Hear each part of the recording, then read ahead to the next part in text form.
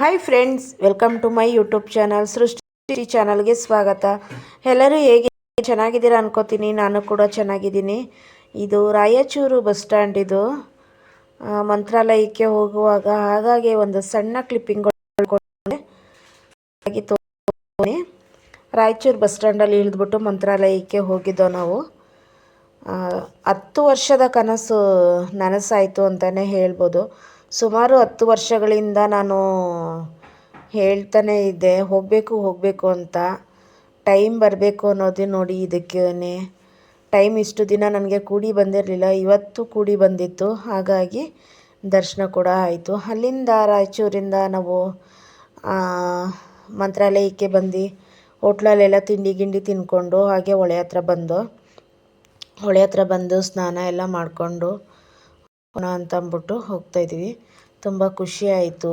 ಸ್ನಾನ ಎಲ್ಲ ಆಗಿ ರೆಡಿಯಾಗಿ ಸಿಂಪಲಾಗಿ ನೋಡಿ ಒಂದು ಬ್ಲೂ ಸ್ಯಾರಿ ಹಾಕ್ಕೊಂಡು ಹಾಗೆ ಒಂದೆರಡು ಸಣ್ಣ ಕ್ಲಿಪ್ಗಳನ್ನ ತಗೊಂಡು ದೇವಸ್ಥಾನದ ಹತ್ರ ಬಂದ್ವಿ. ದೇವಸ್ಥಾನದ ಒಳಗಡೆ ಹೋಗ್ತಾಯಿದ್ದೀವಿ. ನಮ್ಮ ಫ್ಯಾಮಿಲಿ ಬಂದಿದ್ದೋ. ನಾನು, ನನ್ನ ತಂಗಿ ಮಗಳು, ನನ್ನ ಮಗಳು ಮತ್ತು ನಮ್ಮಮ್ಮ ಬಂದಿದ್ದೋ. ದೇವ್ರ ದರ್ಶನ ಕೂಡ ತುಂಬಾ ಚೆನ್ನಾಗಾಯಿತು. ಅಂಥ ರಶ್ ಏನೂ ಇರಲಿಲ್ಲ. ಇದು ಈಚೆ ಮಂಚಲಮ್ಮನ ದೇವಸ್ಥಾನ ಇದೆಯಲ್ಲ, ಅದು ನೋಡಿ ಇಲ್ಲಿ ತಗೊಂಡೆ. ರಾಘವೇಂದ್ರ ಸ್ವಾಮಿ ದೇವಸ್ಥಾನದ ಒಳಗಡೆ ನಾನೇನೂ ತಗೊಳ್ಳಿಲ್ಲ. ಇದು ರೌಂಡು ಬರುವಾಗ ನೋಡಿ ಇಲ್ಲಿ ಒಂದೆರಡು ಆಗಿ ತಗೊಂಡಿದ್ದೆ, ಅಪ್ಲೋಡ್ ಮಾಡೋಣ ಅಂತ ಹೇಳಿಬಿಟ್ಟು. ಅಷ್ಟೇ, ಯಾವುದು ಜಾಸ್ತಿ ನಾನು ಇಲ್ಲಿ ತಗೊಳಕ್ಕಾಗಲಿಲ್ಲ. ಲಗೇಜ್ ನೋಡಿ ಇಲ್ಲಿ ಹೆಜ್ಜೆ ನಮಸ್ಕಾರ ಆಗ್ತಾಯಿದ್ರು ತುಂಬ ಜನ. ಹುಳ್ಳ ಸೇವೆ ಕೂಡ ಮಾಡ್ತಾಯಿದ್ರು.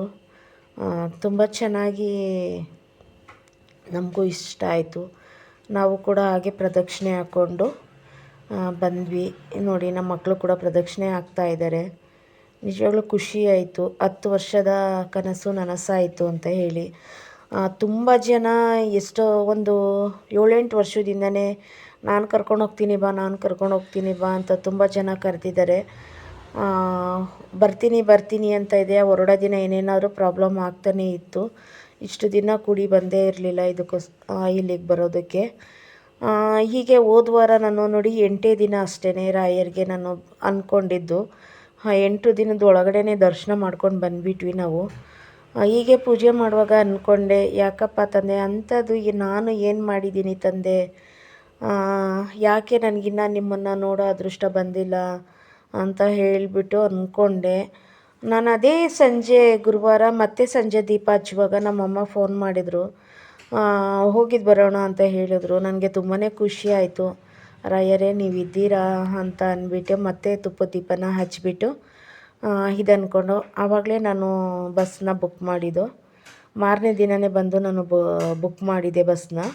ಮೈಸೂರಿಂದ ರಾಯಚೂರಿಗೆ ಬುಕ್ ಮಾಡಿಕೊಂಡು ಹೋಗಿದ್ದು.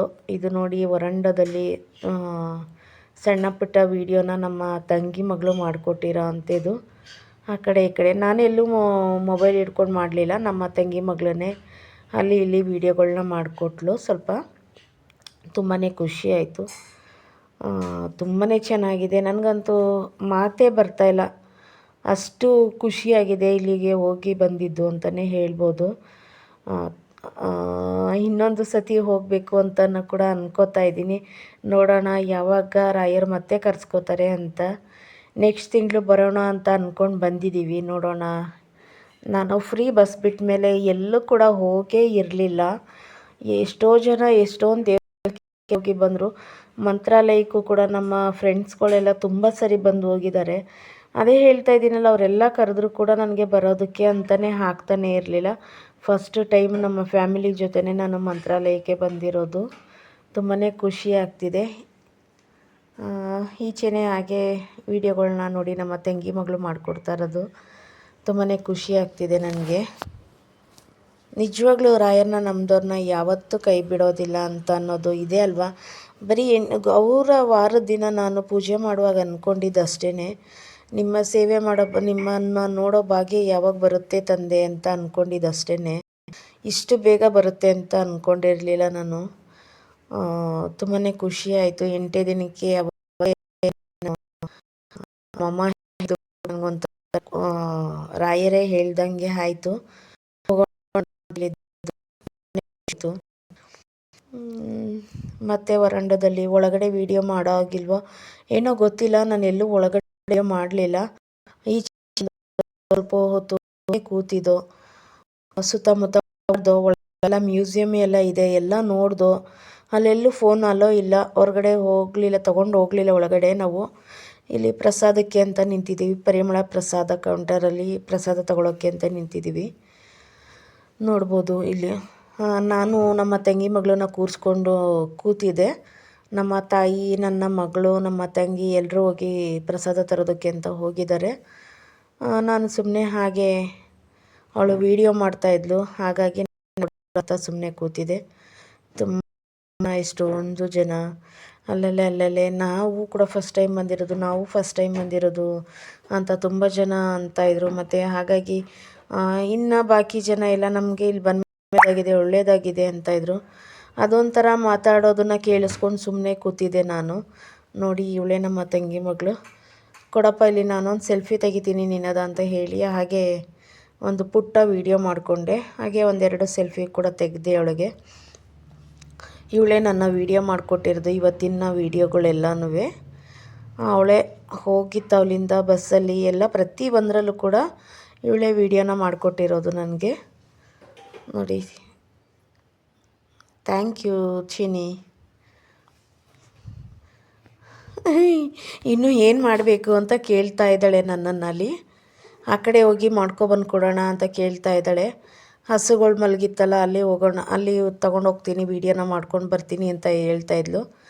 ಅಲ್ಲೆಲ್ಲ ಮುಗಿಸ್ಕೊಂಡು ಹಾಗೆ ಪ್ರಸಾದಕ್ಕೆ ಬಂದ್ವು. ಇಲ್ಲಿ ರಾಯರ ಪ್ರಸಾದಕ್ಕೆ. ಪ್ರಸಾದ ಕೂಡ ತುಂಬ ಚೆನ್ನಾಗಿತ್ತು, ತುಂಬಾ ಇಷ್ಟ ಆಯಿತು. ಹೊಟ್ಟೆ ತುಂಬ ಪ್ರಸಾದ ಆಯಿತು, ಒಂದೇ ಸತಿಗೆ ಸಾಕು ಅನ್ನಿಸ್ತು.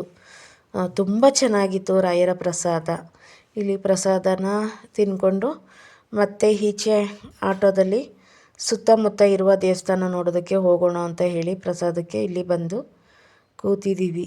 ಊಟ ತುಂಬ ಚೆನ್ನಾಗಿತ್ತು, ಎಲ್ಲರೂ ಊಟ ಮಾಡ್ದೋ.